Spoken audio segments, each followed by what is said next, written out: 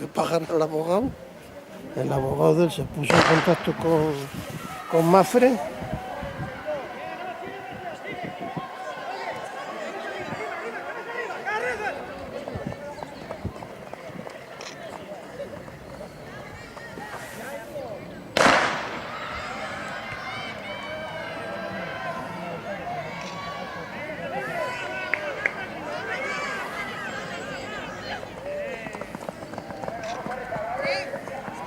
Ahí lo tiene, mírale. Con la gorra. Nos entrena él.